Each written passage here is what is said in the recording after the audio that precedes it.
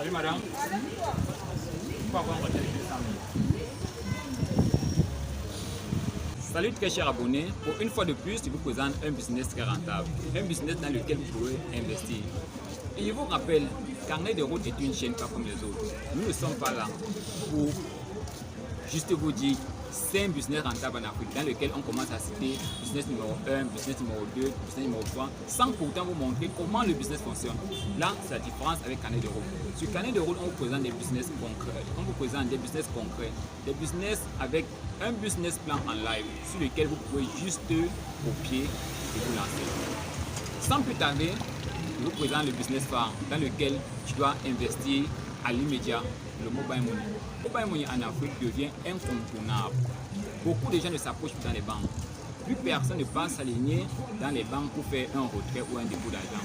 Tout le monde y va directement dans un kiosque mobile money et fait cette transaction. Donc c'est très rapide. Donc pour moi, je ne sais pas quand. Donc pour moi, je ne me souviens pas quand je suis allé dans une banque pour faire un dépôt ou un retrait d'argent. À l'immédiat, je me place dans un kiosque là, je fais mon dépôt, je fais mon retrait.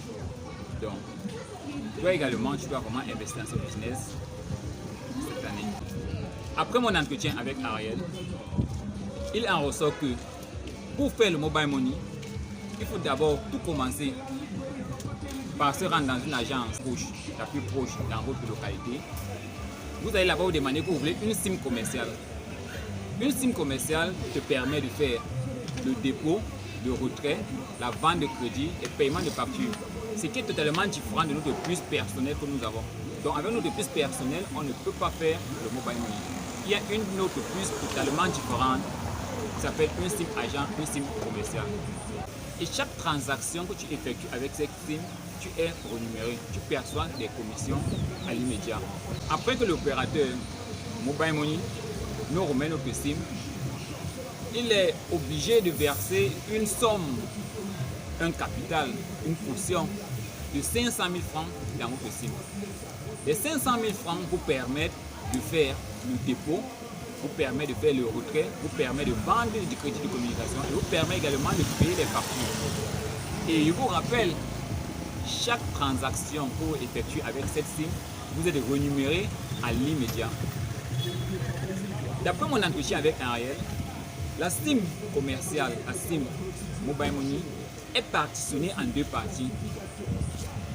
Une partie qui contient ton argent et une seconde partie qui contient tes commissions. Donc quand vous êtes rémunéré, ça ne s'accumule pas dans votre solde principal. Il y a une partie uniquement, ça couvre de commissions s'accumule. Ce qui vous permet en fin de soirée de pouvoir calculer, de pouvoir savoir à l'instant T combien est-ce que j'ai eu de commissions cette journée. Madame Ariel me fait comprendre qu'elle a commencé son mobile money avec 500 000 francs de capital. Mais vous pouvez en faire plus. Vous pouvez aller avec 2 millions. Bon, il y en a des gens qui font avec 2 millions, 3 millions, jusqu'à 5 millions de francs. Et le plus important, ce qu'elle me fait comprendre, c'est que avec les 500 000 francs, elle se fait minimum 10 000 francs de commission par jour. Waouh! Eh madame, 10 000 francs de commission par jour. Et en plus, c'est pas tous les jours que c'est fructueux, c'est pas tous les jours que ça donne, c'est pas tous les jours que le business fonctionne. Bon, quand ça ne fonctionne pas, elle se fait 4 000 francs de commission par jour. Et dis-moi alors, en fin de semaine, tu peux trouver combien? 70 000 francs à 80 000 francs de commission en une semaine, avec un capital seulement de 500 000 francs. Et en plus, à la semaine, vos 500 000 francs sont toujours encore là. Mais vous avez un surplus de 70 000 francs. Et à la fin du mois, tu commences avec combien? Non. Là. 250 000 francs de commission. Parfois 130, parfois 200 000, parfois 250 000. Waouh! Tu dois investir dans ce business. À la fin du mois, elle se retrouve avec 170 000, 200 000, 250 000 francs de commission. Mais le secret dans tout ça, c'est d'avoir un point stratégique. Être dans un carrefour qui tourne 24 heures sur 24. Être dans un carrefour où il y a du mouvement. Mais si vous êtes dans un secteur où pratiquement les gens ne passent pas quotidiennement, il n'y a pas assez de circulation, je ne pense pas que vous pouvez avoir la même somme d'argent. Donc si tu veux investir dans ce business, premièrement, il faudrait d'abord que tu trouves un endroit stratégique, un carrefour stratégique, un carrefour où il y a peut-être les étudiants, les écoliers, où il y a les entreprises, où il y a les commerçants. Là, ça va tourner 24 heures sur 24. Donc, par rapport à elle, elle est vraiment dans un, quand je regarde, elle est vraiment dans un carrefour comme ça. C'est pourquoi vraiment elle se fait 70 000 francs de commission la semaine et elle se fait 170 000 francs à 200, 250 000 francs de commission le mois. Ça, c'est vraiment un business à se lancer. Donc, et ce qui est le plus important dans ça, il n'y a pas qu'un seul opérateur qui fait dans le mobile money, qui fait dans la monnaie électronique.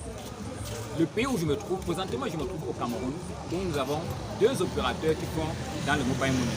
Et également, elle fonctionne avec les 2 opérateurs. Donc, elle se fait 10 000 francs avec un opérateur et 10 000 francs avec un autre opérateur.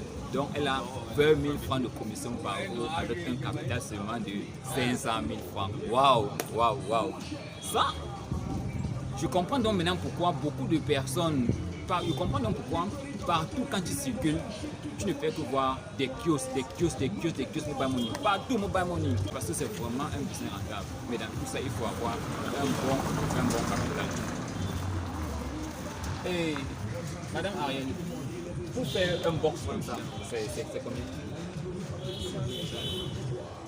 Alors un box comme ça, c'est 150 000 francs. Il vous faut un capital de 500 000 francs qu'on dépose dans votre SIM commercial. Et également, il vous faut 150 000 francs pour acheter un box.